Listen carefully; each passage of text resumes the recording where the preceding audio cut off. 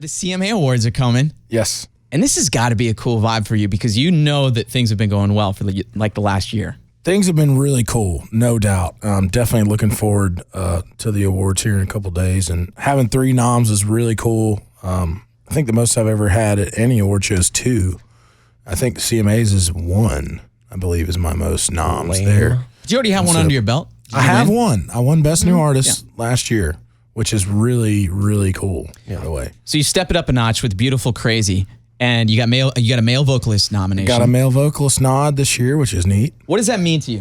When you think of that category, even like before this year? I think about Vince Gill, like Charlie Pride, like all the people that have won that thing, even just been nominated for it. I mean, the list is pretty ridiculous. And I never expected any of this stuff. And, you know, I guess when the nominations came out, I'm just like, man, it's just so strange that like my name is on there, and that's like a normal thing. Like I see it and I'm like, oh, there's me on there. For Beautiful Crazy. And that's also up for Song of the Year too, right? It's up for Song of the Year, which is the one that I'm most excited about. I think I just really love writing songs, and it's something that I'm really proud of. That song especially. So I would love to win that. I'm not even going to lie and say that I wouldn't be sad if I lost that one, because I would be very sad. I hope they have the camera on you. I mean, I hope you win, but what if you don't? You can totally see it on your face. He's going to cry. Keep it on him. Keep the camera on him. That's what I was going to say, is like maybe I'll just put the pressure on, because it'll be like me and my fiance, and I'll be like, you guys are really letting her down. Why don't you tell us? Song. I didn't realize. So you wrote it for Nicole. Yes. And I didn't realize when you had written it for Nicole. Yeah, it was before we started dating, even officially. I mean, we had been hanging out for a little bit, and Wyatt Durrett sent me this. It was almost like a little poem thing that he had been working on, and he had called it Crazy Beautiful, and it was just like a little. It's almost like, I would say, like haiku length thing.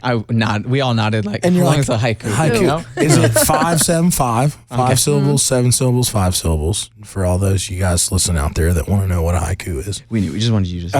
Yeah, I'm up on my poetry, guys. Big poetry guy.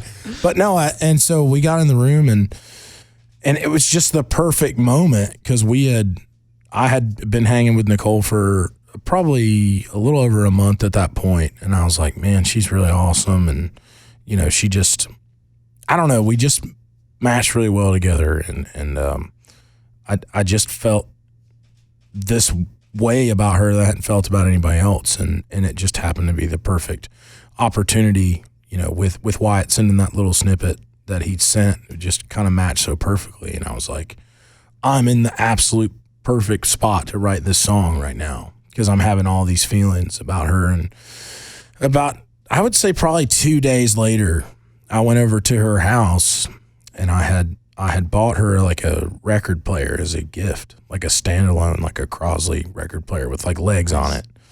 And it had a little aux cord thing. And this was before you were rich. This is pre-rich, dude. This is pre-rich. Pre-rich. Money So that that's a big deal. Just a big deal. Yeah. Record Yeah, players aren't cheap. Yeah. No, they're not. Yeah, they're still not cheap. I'm still like, man, it's a lot, you know? And true. but I got this, because when someone had got me one as a gift, and I liked it a lot, and she had come over and we'd listened to some records together, and I was like, oh, well, I'll get her one. That'll be neat.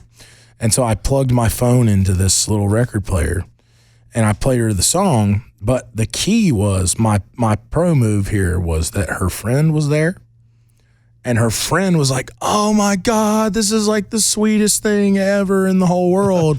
So even if she hated it in that moment, I knew at least it wouldn't be awkward, because her friend would tell her how awesome it was. Yes. And then at a later point, she could be like, hey, you're creepy. Don't ever talk to me again. But luckily, that hasn't happened so far. That's the key. You have to win over the friends early. You have to. You have to.